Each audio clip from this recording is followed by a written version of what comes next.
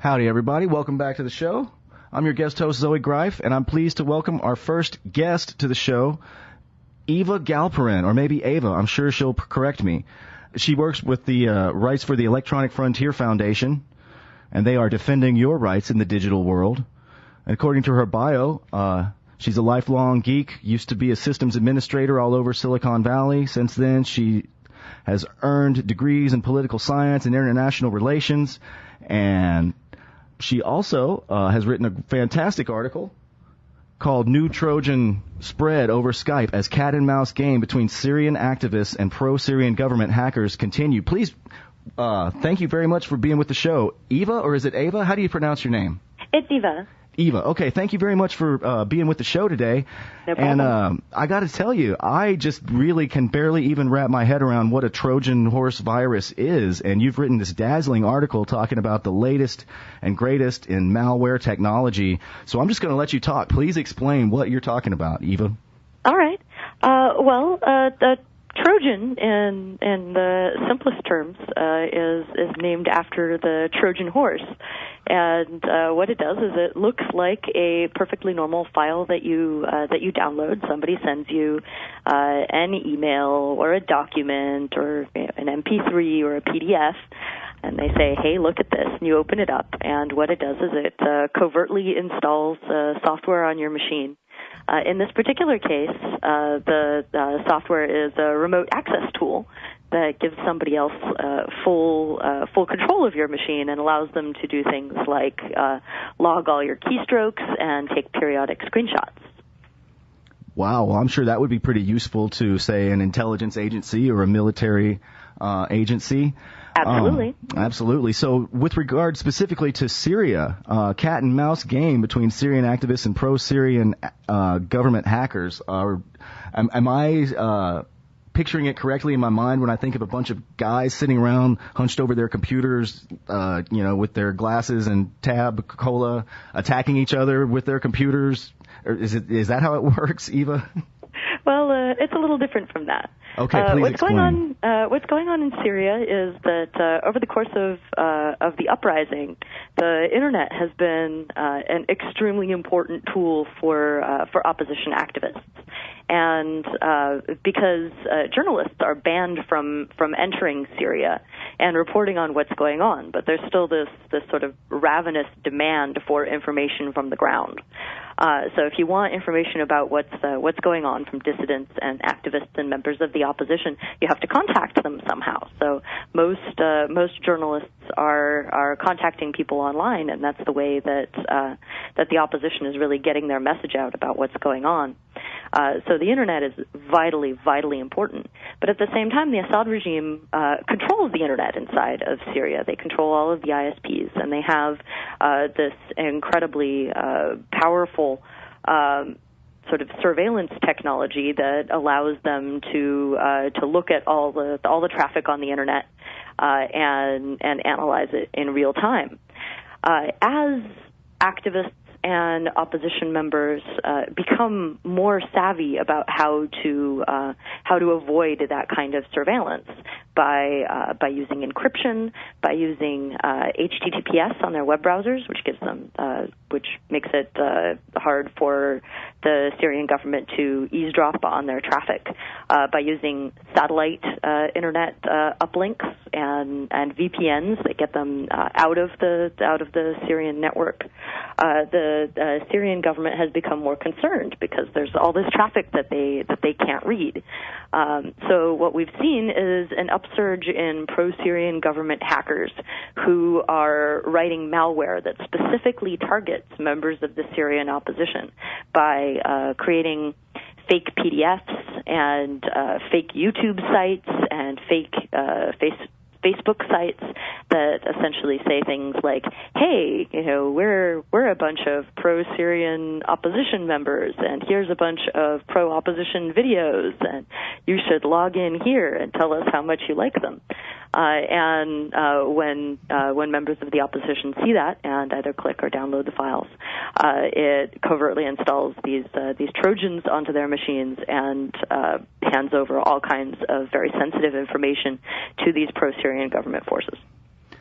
Wow. And what would be an example or a couple of examples maybe of some useful information that the pro-Syrian hackers are trying to hack from the Syrian activists? Maybe. Well, there are a couple of things that they're really interested in getting. The first is login information, especially login information for email accounts. So that's one of the reasons why these Trojans usually install keyloggers. This allows them to, again, get access to people's email, get access to their Facebook accounts.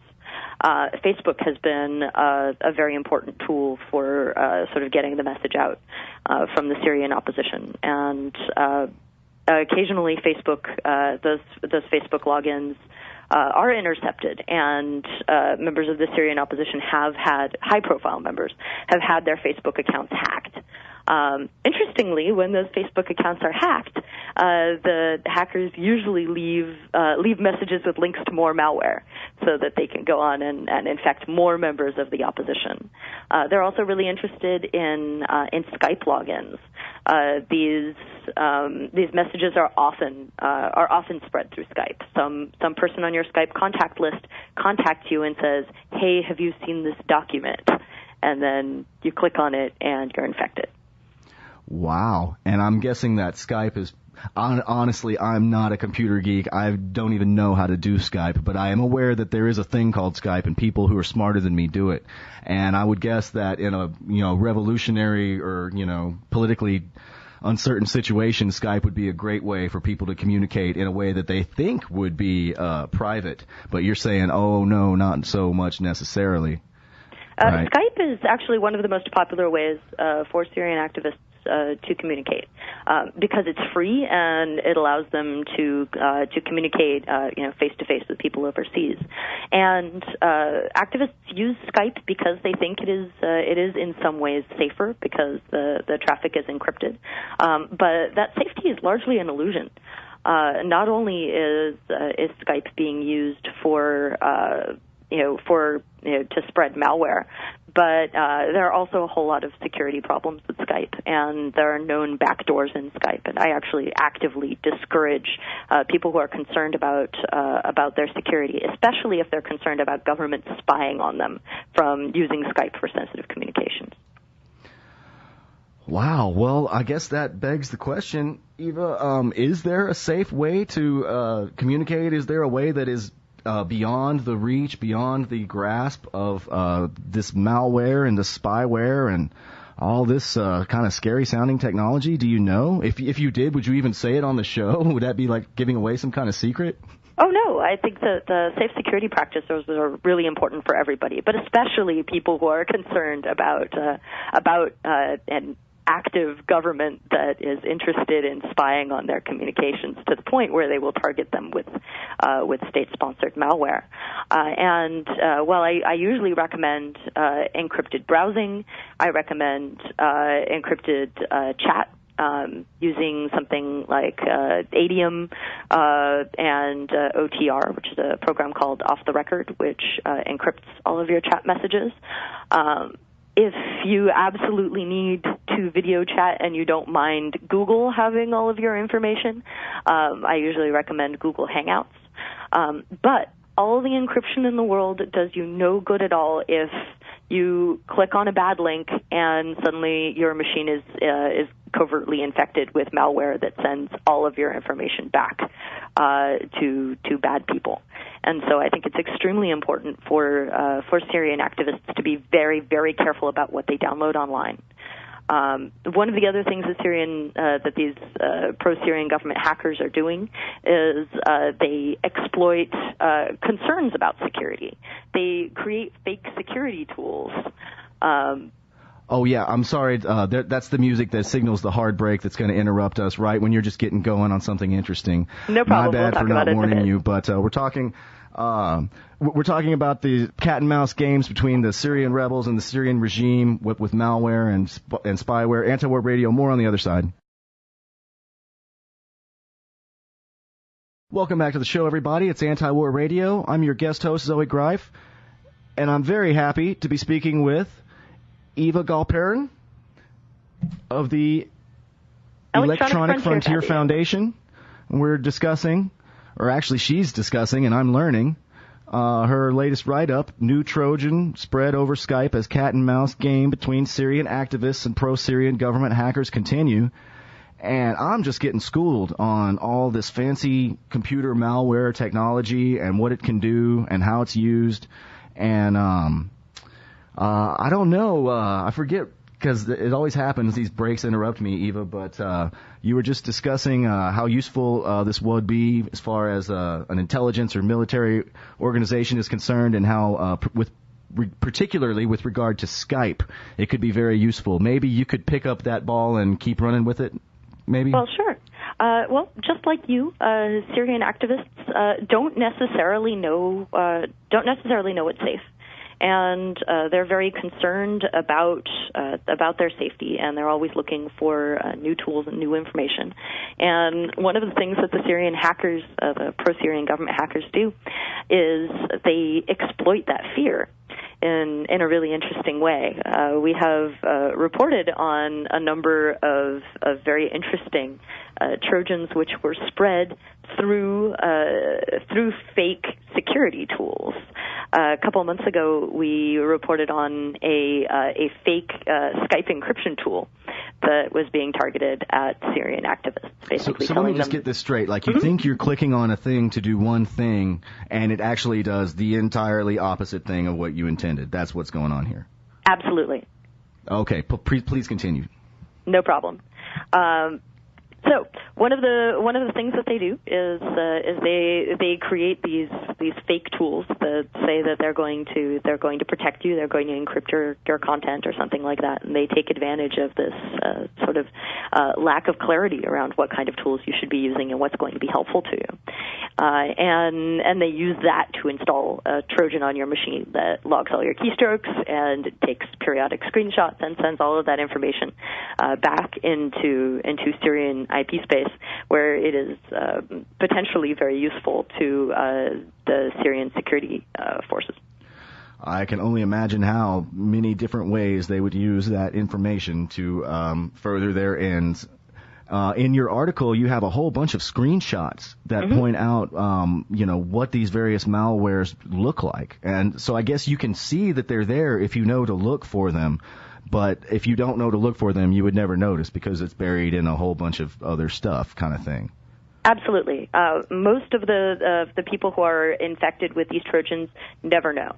A couple weeks ago, we did a full analysis of a hard drive that had belonged to a Syrian activist, and he said, "Well, there's something wrong with my machine, and I think there might be some malware on it." And it turned out that he had been infected with not one, not two, but 3 different Trojans. He had managed to fall for this on 3 separate occasions. Wow. He had become reinfected several times. So I would certainly take that as an indication of not just of how well the pro-Syrian government hackers are targeting activists, but how little activists know about how to protect themselves. Yeah, I mean, I'm glad you're here to tell them. I just hope that people will listen and learn. So, like I said, in your article, you show a bunch of screenshots, and then you have, in bold, if you see these files on your computer, you have been infected with Black Shades RAT. What an interesting acronym RAT is. It's actually a very standard term for remote access tools, but it is certainly not a coincidence that it spells rat. Wow. So, my goodness gracious. Well, what's the lesson in all this? I guess what's the take home portion of your warning here? What's the main thing that you want to communicate to people who might be listening? First is that things are very difficult for Syrian activists out there right now. And as Syrian activists become better equipped and more savvy in using more sophisticated tools to protect themselves from government surveillance, they leave themselves vulnerable to this whole other set of tools. So I think it's very important for Syrians to be careful.